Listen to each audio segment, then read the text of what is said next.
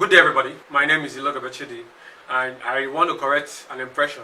You know, as young persons, we can make valid points without insulting anybody, especially people in authority. Now, there's this video circulating on Facebook from a young man. He talked about signages, that the state government have mandated Enugu state structures for signage and advertisement agency to go around, cut people's billboards and collect 5,000 naira. Well, there is a video circulating online by Ike Zugu, who happens to be the head of this agency. Ike Zugu is a member of APCON, and he has an MSc in advertisements. And I strongly believe he's the right man for the job, judging by his years of experience. He has said that they give due notifications to these businesses to take off their signboards off the road, and for those that need reinforcements, to be reinforced.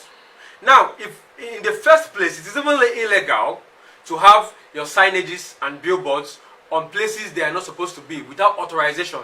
So the government is not even supposed to come and clap for you and say thank you for keeping your billboards on the way when you don't have authorization.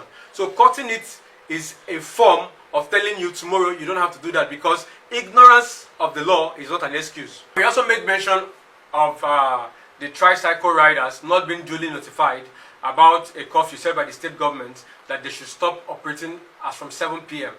Now, the state government, through the appropriate authorities, communicated the leadership of the Tricycles Riders Association, whom the leadership, heavily led by Comrade Ika Benjamin, has even come out in a video to strongly say that they were duly notified 4 days before implementation and enforcement by the state government.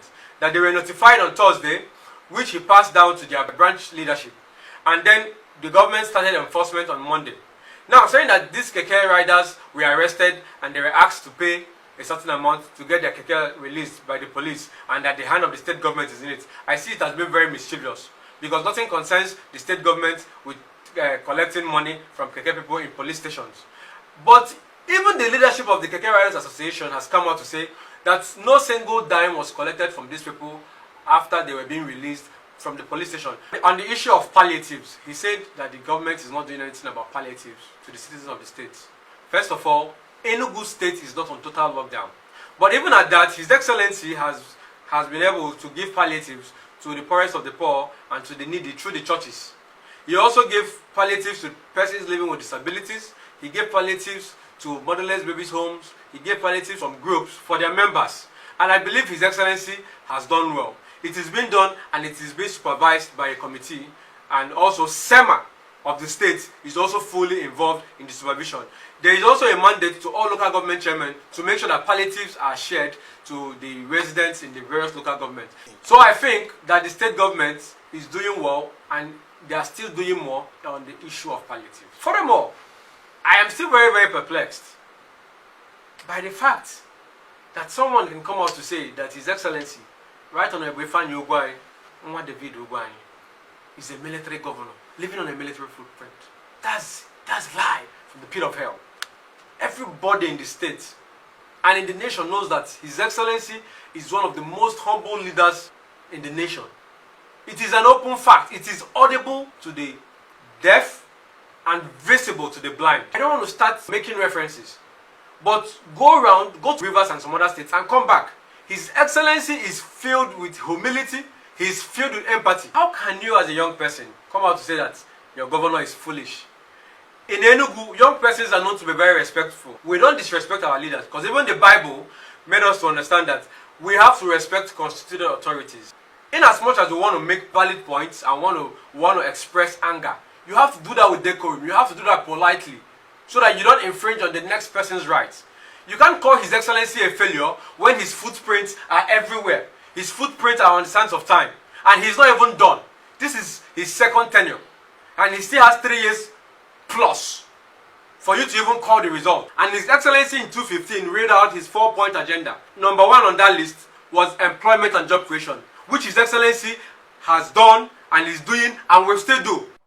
On the 2nd-point agenda, which centers on social services and good governance, if you go to Abuja, Port Harcourt, Lagos, Kaduna, people will tell you they love Enugu. Why? Because Enugu state is where you come and you relax, because there is good governance.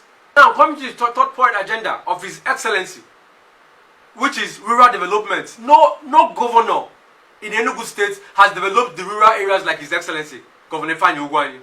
Going into the villages, opening new areas, opening new roads. I want to advise, before you come out online to seek for cheap public attention, ask questions and have your facts right. Now on the last point agenda, which is security and justice. Enugu State is adjudged the most peaceful state even by the Nigerian police force. Why? Because His Excellency has taken it upon himself that Enugu State shall be one. Coming on board, he said that he is going to carry everybody along. And he's doing it because he runs an open door policy.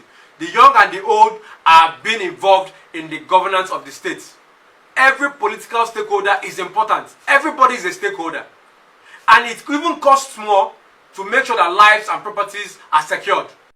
Now the essence of this video is to admonish my fellow young persons in Enugu State not to learn from that example. That is a bad example. We don't insult our leaders. We can engage, but there are rules of engagement. I want to encourage us not to lose track of where we are going to. Thank you so much for listening, and God bless you.